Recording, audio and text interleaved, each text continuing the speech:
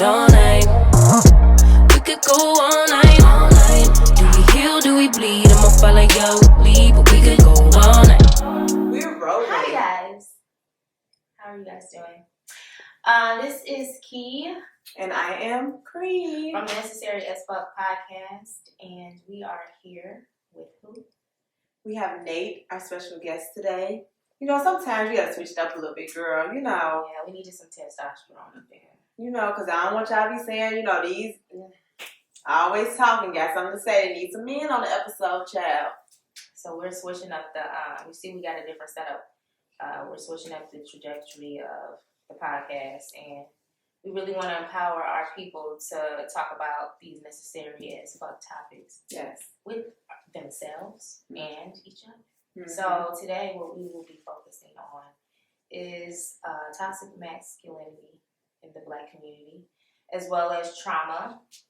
You know, COVID's going on and a lot of people have lost loved ones. And yes. we just wanted to talk about our experiences with trauma and losing loved ones. And it can be different when you're talking about men and women and how we deal with things, as well as like socio-economic upbringings and how, you know, we don't necessarily have the same privileges as our counterparts. Definitely. So with that being said, we do want to start like we normally do with our first segment, which is Black as Fuck. And that is where we highlight Black-owned businesses. So, Krisha, you can go first. So, you know, child, I've been doing my Black-owned thing lately. Y'all do not see me. Y'all know I be... Well, let me see if they can see me, child. Because I got to be cute. Okay. I'm just fixing it. Okay. You know I'm extra. So, you know, I got a little ADHD. Yeah, she with me. So this lovely hoodie comes from a guy. His Instagram name is Creative Kid. So it's spelled CreatyVeKyd.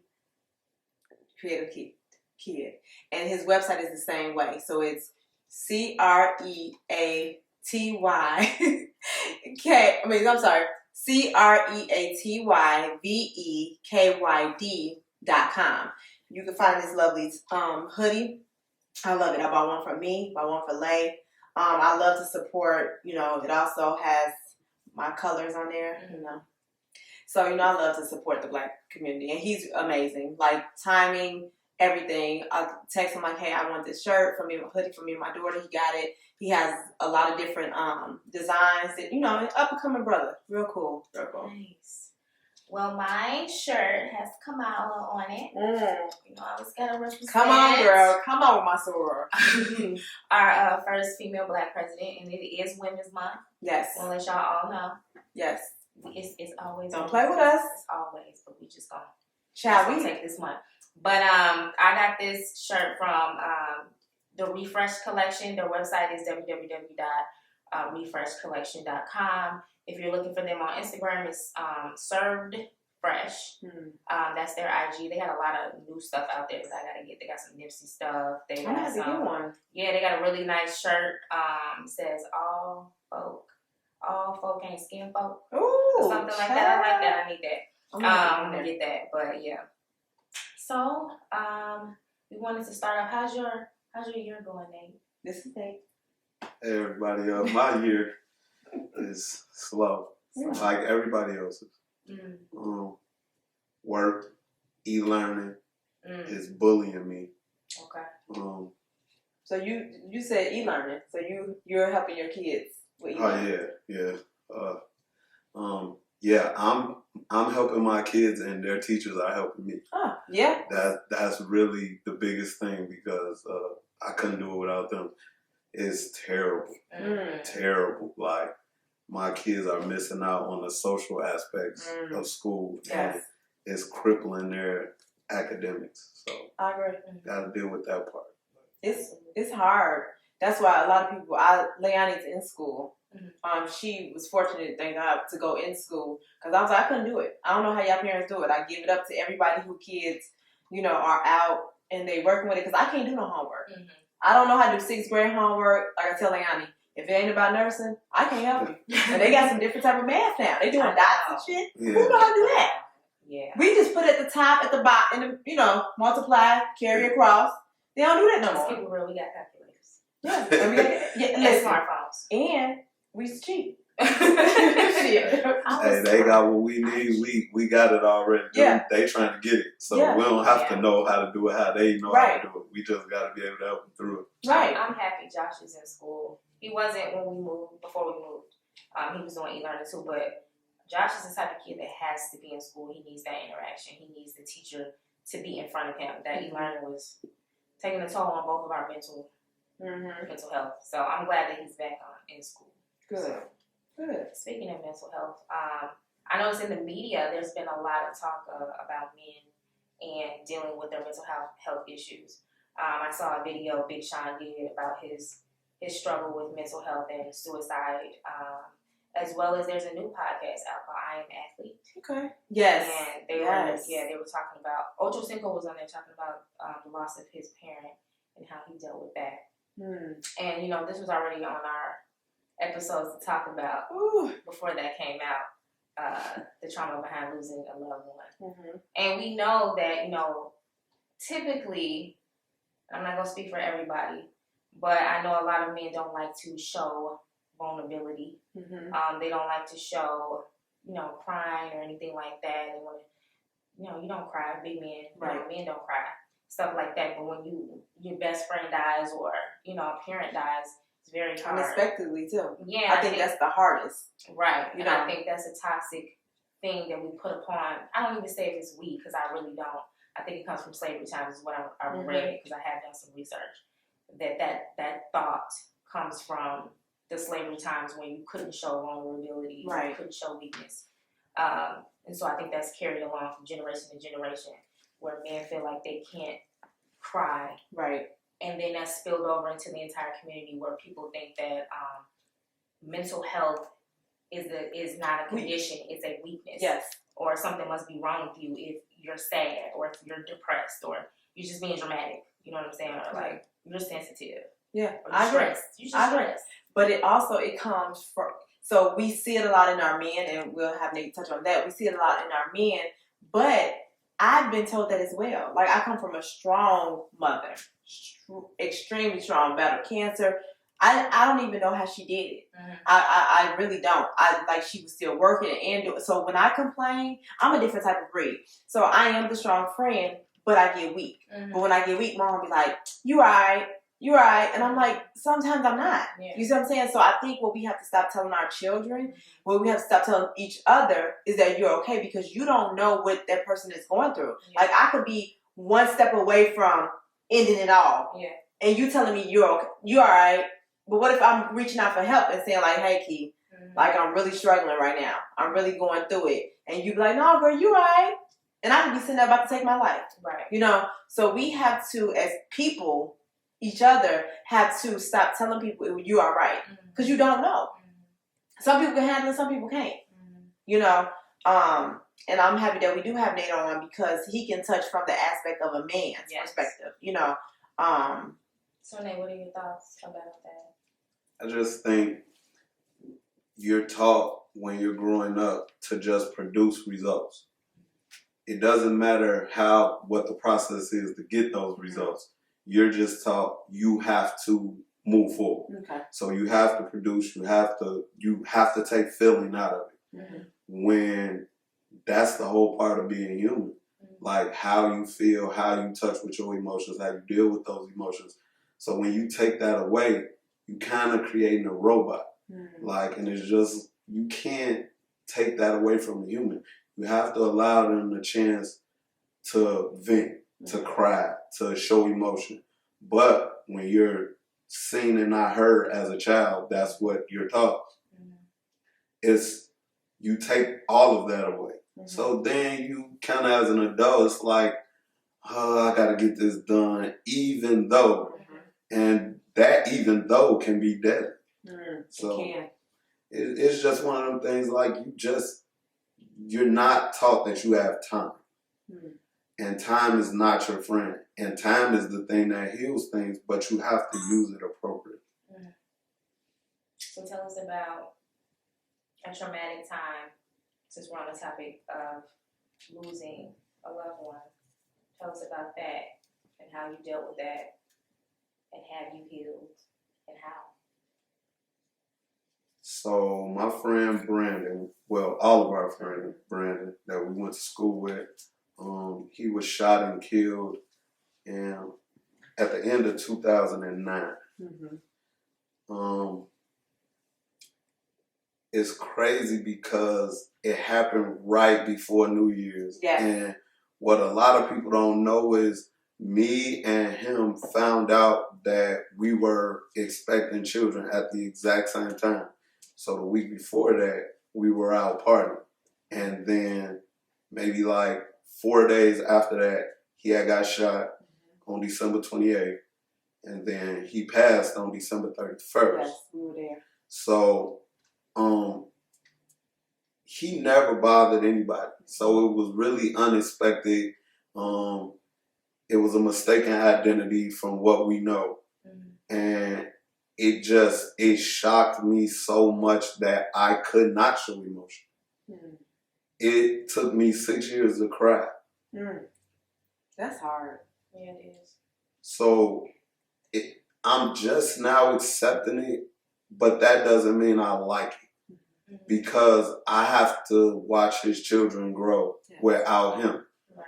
We don't get to laugh and talk about his daughter going to prom, or we don't get to, go to his son's first basketball game.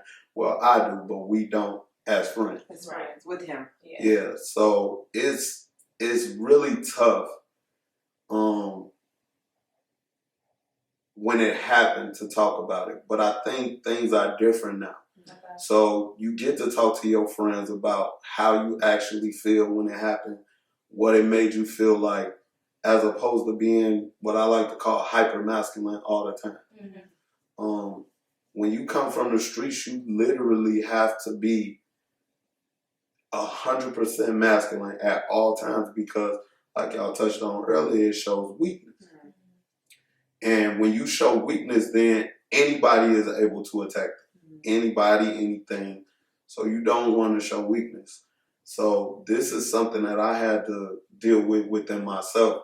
It was an internal struggle. Like the optimist in me wanted my friend to come around the corner. It wanted his van to pull up. But the realist in me had to accept that it would never happen. So this is something that I probably just got situated or accepted in my head. And it's 2021. And like I said, this happened in 2009. Yeah. So some people don't come back at all. They're not the same person as when the situation happens. So I'm thankful for introspect, and I'm thankful for the type of friends that allow me to share my emotions with them without judging me. Because that's another reason why people, especially black men, don't like to share their emotions because they feel judged. Or people tend to use those emotions against them. It's like a weakness. Yeah. Like, oh, so you crying, so now you I don't want to use the word, but like you a B. You know? And I'm happy you touched on that because we were there at the hospital when he passed. And I got memories of Brandon. We was in high school. He was like crazy about me, but we was fake related. You know what I'm saying? So it was weird, but he was such a sweet person. Like I said, never bothered nobody. He always see us walking down the hall. We always had good times. And it sucks because you see the bad people out there and you like, damn, why him? Why would it have to be him? You don't wish death on nobody, but at the same time, this is a good person that never bothered anybody. So for it to happen, I think it was a huge shock on the whole all of us, and unfortunately we were all young because I was about 23 when it happened. I was pregnant with Leani and we were at the hospital, when he passed because we was at Christ. I remember it like it was yesterday. And make a long story short, but it's crazy because now we're talking about death and dying. We didn't even have nobody to turn to talk about it. You know what I mean? We didn't have EAP. We didn't have therapy at the time. Oh, they just, okay, he passed away and that's it. You know what I mean? I'm sure, I don't know if the hospital reached out to his parents and his family, but I'm just saying, like, we didn't know, and that comes from community, like you talked about community-wide. The black community, majority of them don't know who to turn to. So we have these outbreaks and these outlashes and, people holding in until they burst. And then when they burst, everybody like, what the fuck wrong with him? We don't have nobody. Who do we have to talk to? Where are the resources for us? Where, now I learned about EAP when I had a professional job, but what happens when you don't have that? Who do you turn to? Who do you talk to? Especially as a Black man, you have to be tough, so you have to suck it up. Yeah. And like I said, it took you 6 years to cry. That's wild to me. That's deep. Yeah. Deep as hell. And I know I have another friend who was telling me his best friend died, and when he told his guy friends, they were kind of like, damn, that's fucked up, and that was it. Yeah. And it was like a lot of men are like that, but I feel like a lot of people are like that. Like I'm like that because of, at one point we was going to a funeral every year when I was younger, so I kind of got like numb to it because you don't know what to say. So I feel like a lot of Black men, one, they don't want to look weak.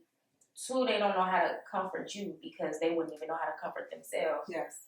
And three, I just feel like we're desensitized a little bit towards, death in general, just because we're seeing it, social media, we're seeing people getting killed just flat out on video, and we just kind of like, oh, okay, and we're moving on. And so no one at that time when Brandon died, no one said, go to therapy, or do you need to talk to someone? Nobody said any of that.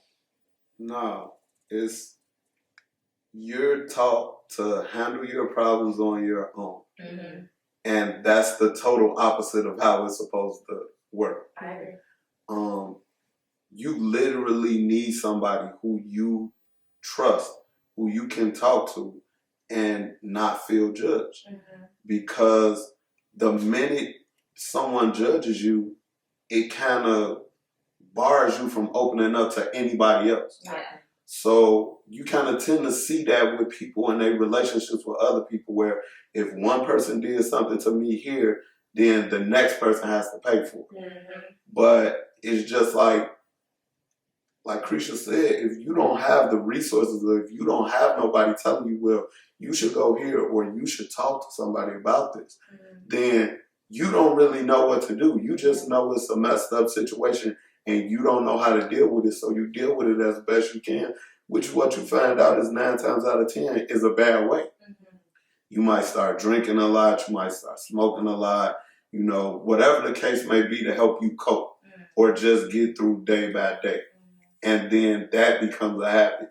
Yeah. And then that happens, and then you turn around and look up and it's 3 years later, 5 years later, 10 years later, 20 years later. So you just gotta learn now that the information we have now, we have to afford our kids with that luxury. Mm-hmm. We have to let them know they're not in this by themselves. Mm-hmm. That's the first step. Mm-hmm. The second step, I believe, is actually putting in the work to make sure that people are getting that help. Mm-hmm. Yes. Because you can't just, like you said, you can't just be, oh, you all right. Yeah.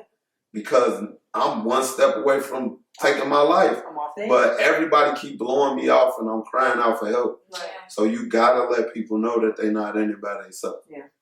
Krisha, have you been to therapy? I have. I've been to therapy for several occasions. Because I'm very, I'm a little crazy. I'm gonna admit. I'm crazy. I own that. And I've calmed down a lot, from when in my 20s, because I was rough. Like, I'm surprised I didn't end up in jail. Because when people would say something to me, I would react. Busting windows, fighting people, I would react. And so when my grandmother passed, and I remember it was, but hers was different than Brandon's, of course, because Brandon passed, it was just unexpectedly. My grandmother had cancer. And make a long story short, I remember me and her were best friends. Best friends. Me and her took Leonie everywhere. She was raising my daughter while I was in nursing school. I needed her, and she would, I would take her to her doctor's visits, and make a long story short, one day she kept saying she couldn't see. And I'm like, what? I'm like, you healthy. I take you to the doctor. I do, and to come to make a long story short, what happened was she had a kidney transplant because she was on dialysis. She had a kidney transplant, and the old kidney had a tumor on it, and the tumor broke off. and it lodged behind her left eye. So imagine all this time she's picking up Leonie from school, taking care of her while I'm in nursing school. I don't know, and she couldn't see out this left eye. But yet she's driving my baby around, driving herself around, could have killed, hurt herself. And it happened in January 2013 when we realized all this was going on. We rushed to the University of Chicago. Me and her in the room together. They're like, oh, she has stage 4 cancer. I'm like, huh? I'm 25 years old, and I'm like, what? And they're like, yeah, she has stage 4 cancer. So they do emergency surgery, and me and her just sitting there. She's like, what? So I get a call. Actually, I didn't get a call. We would talk every day. And this particular day, I didn't hear from her. I was at nursing school. I didn't hear from her. I was in Chicago State. And I'm going to her house because that's where Leonie was. And the night before, she's like, Pri, you have to pay all my bills. I'm like, what? I'm like, Grandma, you're sick. You've been doing chemo. Why are you worried about paying your bills? Old folks, they believe in keeping their credit good. Yeah. They ain't like us. But, we crazy. So I'm like, okay, whatever. So I'm writing out her bills, writing her checks out, whatever. So she was like, Pri, I gotta stay alive just until this business is taken care of. I'm like, okay, Grandma, whatever.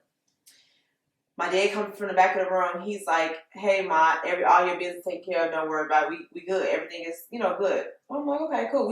I'm still writing out her bills, whatever. Next day I get there, I pull up his ambulance there. I'm like, what the fuck is going on? Nobody called me. Nobody said nothing. And I'm thinking, the only reason I'm thinking they never told me because they didn't want me to worry because I was in nursing school. So cool. I didn't trip. I get there. The police, they wouldn't let me in the back. And I'm pissed because I'm in nursing school, so I know the protocol, what's supposed to be going on. How you supposed to do CPR, X, Y, and Z, and they weren't doing it correctly, and I just snapped. I snapped on the police, I snapped on everybody, because if this was your mother, how would you treat them? First of all, you don't do fucking CPR on no couch. Second of all, you do it on the floor, on a hard surface. So that was my issue with them. But anyway, moving forward, she passed that night. And I was like, what the fuck? My world literally shattered. Ended. This is like my mom.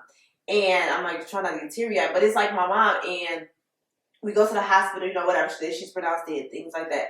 So now I'm like, damn, this is my senior year in nursing school. All I wanted her to do was see me graduate from nursing school. I'm like, fuck.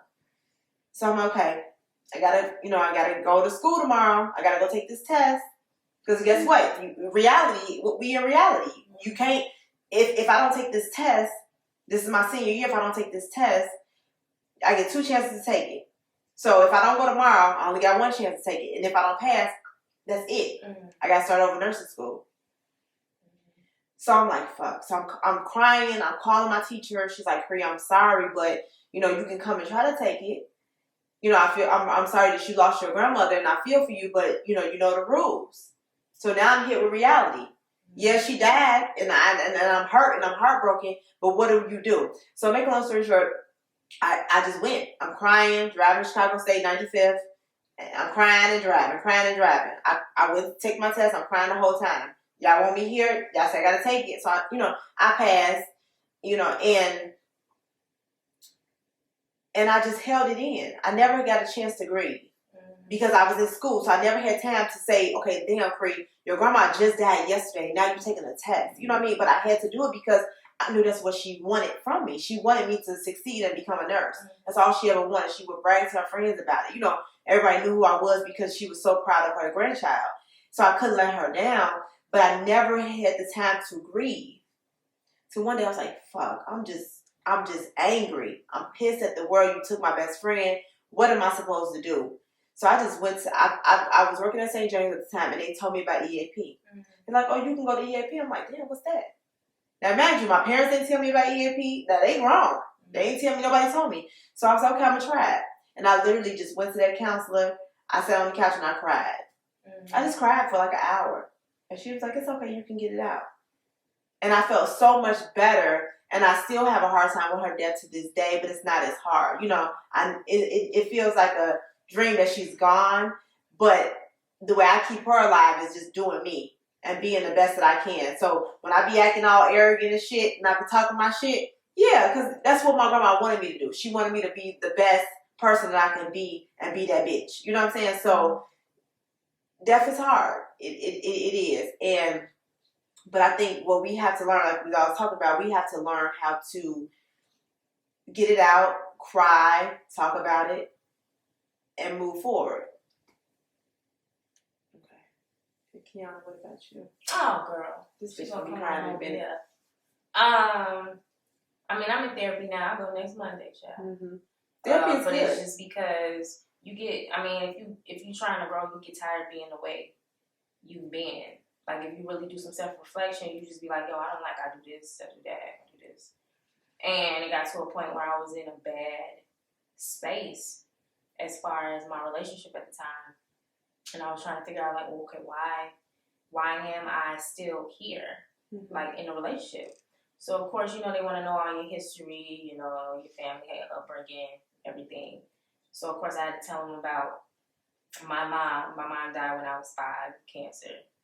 And I didn't really deal with my mom's death until junior high. And it was weird the way I dealt with it because at the time, what do they call it? Special ed children in the schools. He said, you know, we were going back and forth playing with each other, and he said, your mama retarded.